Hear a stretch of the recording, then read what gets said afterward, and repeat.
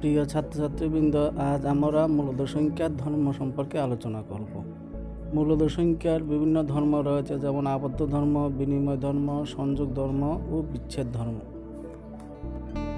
এখন আমি বিভিন্ন ধর্মগুলি সম্পর্কে বিস্তৃতভাবে উদাহরণ সহযোগে আলোচনা করছি। প্রথম ধর্মটি হল আবদ্ধ ধর্ম।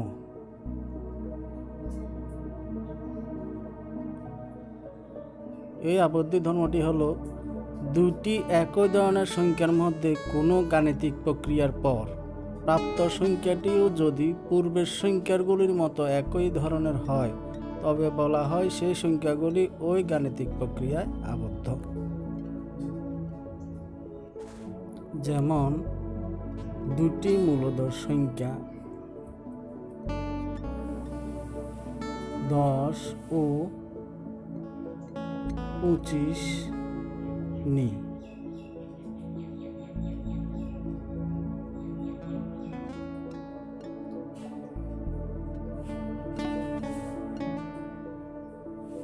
দশ যোগ 25 করলে পায় 35। ইহা একটি মূলদ সংখ্যা।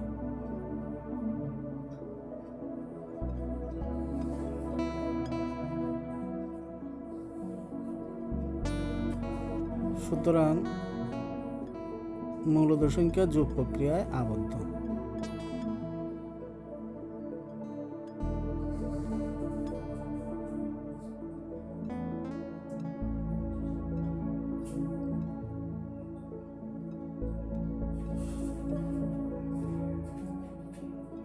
আবার দুটি মূলদ সংখ্যা 1/2 এবং 2/3 নিই। এদের যোগ করলে হয় 2 3 লসাগু 6, উপরে 3 একে 3, প্লাস 6কে 3 দিয়ে ভাগ করলে 2, 2 দুগুণে 4 ইকুয়াল টু 7/6। এই 7/6ও একটি মূলদ সংখ্যা। সুতরাং মূলদ সংখ্যা যোগ প্রক্রিয়ায় আবদ্ধ হয়। এখন বিয়োগ প্রক্রিয়া যাচাই করে দেখা যাক। দুটি মূলদ সংখ্যা 1/2 ও 2/3 নিই। তাদের বিয়োগ করলে হয় 3 - 4 -1/6। ইহা ও একটি মূলদ সংখ্যা।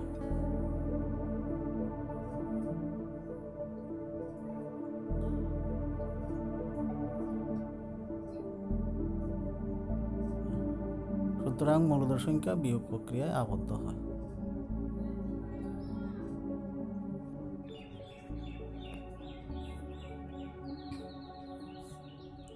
এখন গুণ প্রক্রিয়ায় যাচাই করে দেখা যাক।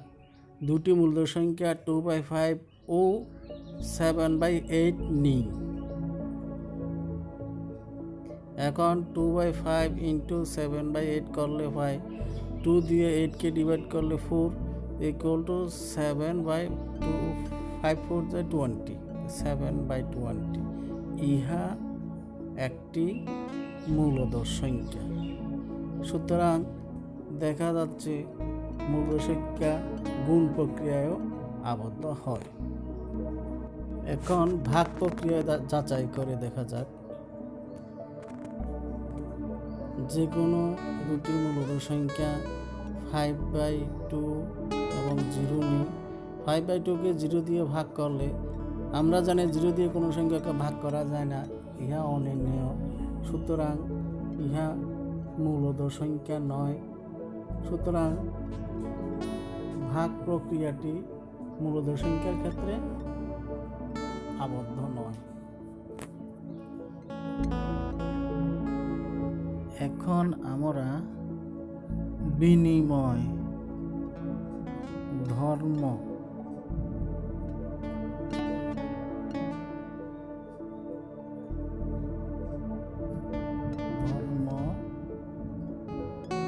কি তা নিয়ে আলোচনা করব। A * B equal to B star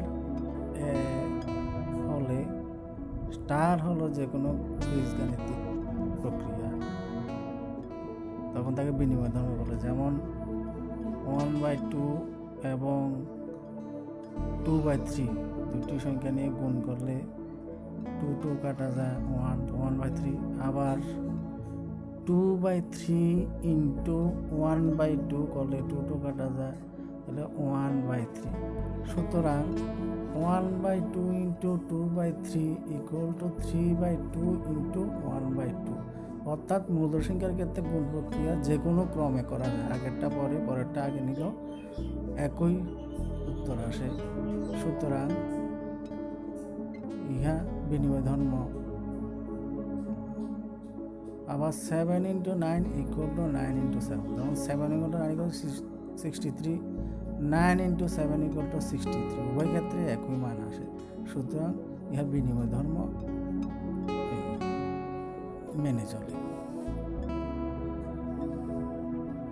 এখন দুটি মূলধন সংখ্যা 3 ও 5 নিয়ে যে কোনো ক্রমে যোগ করলে 8 আসে। সুতরাং মূলধন সংখ্যা যোগ প্রক্রিয়া বিনিময় ধর্ম প্রযোজ্য। কিন্তু বিয়োগের ক্ষেত্রে 3 - 5 ইকুয়াল টু -2, কিন্তু 5 - 3 ইকুয়াল টু 2, 1 নয়। সুতরাং বিনিময় ধর্ম প্রযোজ্য নয়।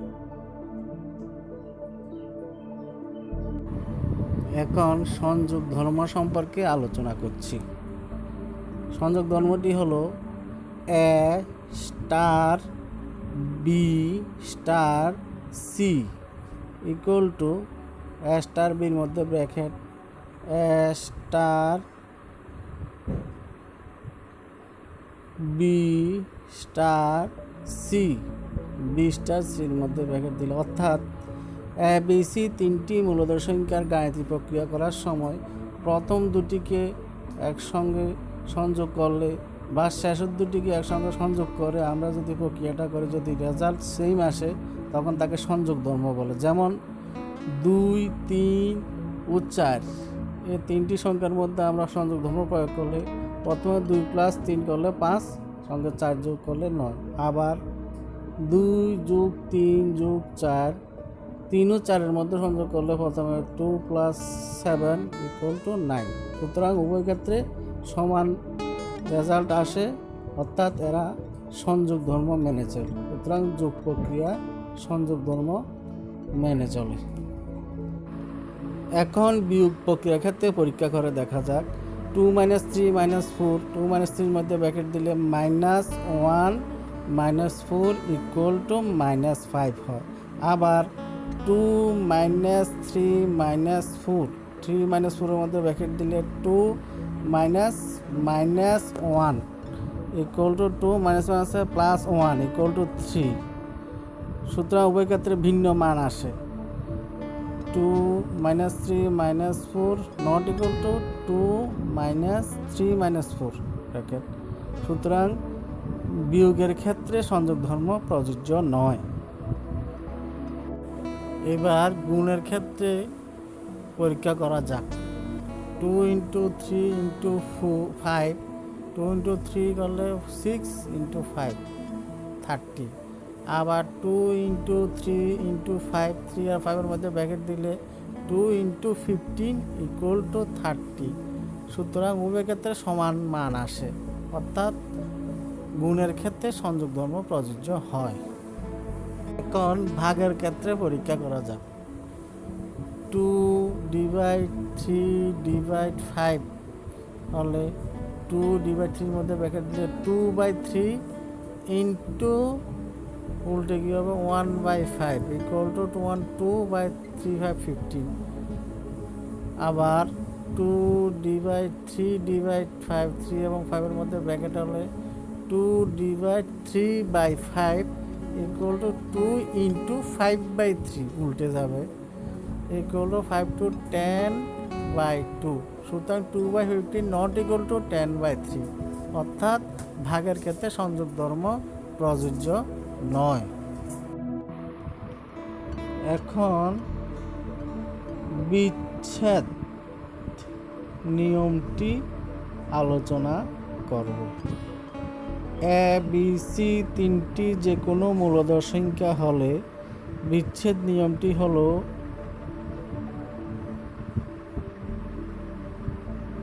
a into B plus C equal to a into B plus a into C. আবার a into B minus C হলে a into B minus a into C. a into B plus C একে বলা যুগের উপর গুণের বিচ্ছেদ নিয়ম, a into B minus C এটা বিয়োগের উপর গুণের বিচ্ছেদ নিয়ম।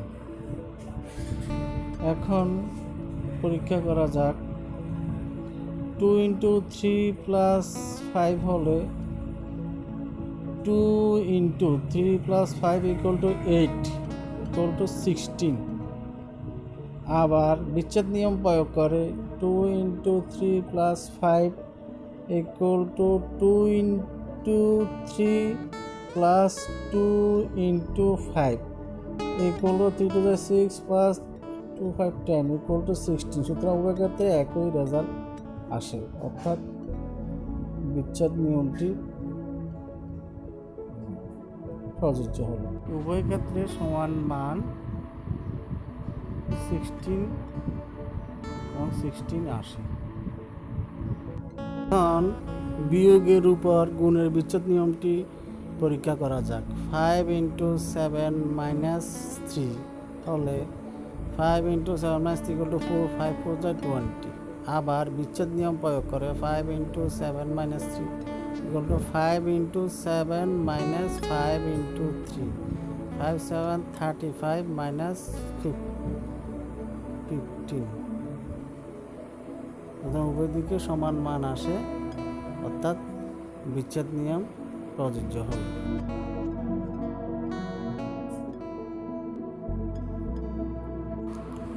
এখন 1 এর নিয়ম সম্পর্কে আলোচনা করছি।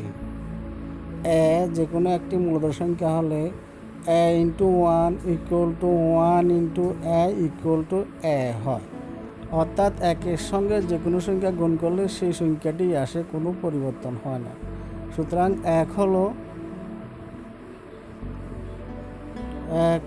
হলো মূলধন সংখ্যার গুণজ অভেদ। এখন যুগের সাপেক্ষে বিপরীত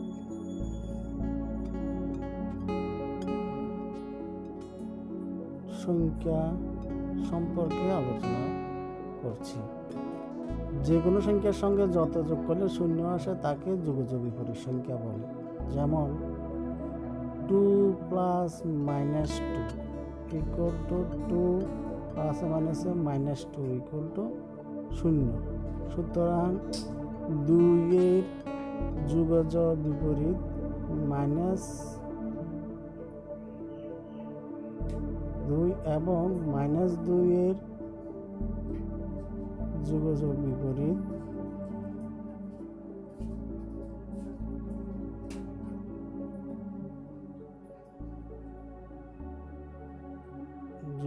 বিপরীত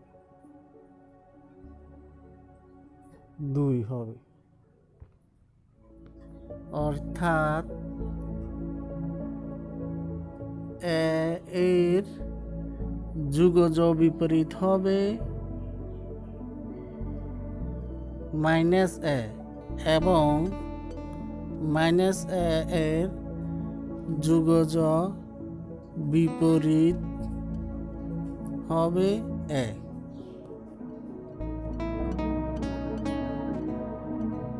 এখন আরেকটি বিষয় সম্পর্কে তোমাদের ধারণা দেব, যেটি হলো অনুন্নক বা গুণের সাপেক্ষে বিপরীত সংখ্যা।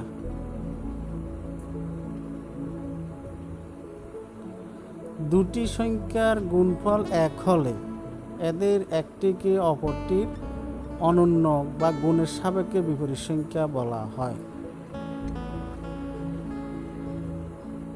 যেমন 2/3 ইন্টু 3/2, 2 কাটা 3 কাটা ইকুয়াল টু 1 আসে। সুতরাং 2/3 আর 3/2 পরস্পর অনন্য। আবার a into 1/a equal to 1 হয়। সুতরাং a এর গুণের সাপেক্ষে বিপরীত সংখ্যা হলো 1/a এবং 1/a এর গুণজ বিপরীত a হবে।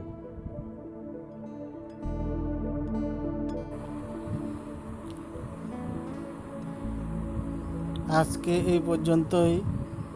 আমার পরবর্তী ভিডিওতে আমি অনুশীলনী 1.1 এর অঙ্কগুলির সমাধান করে দেখাবো।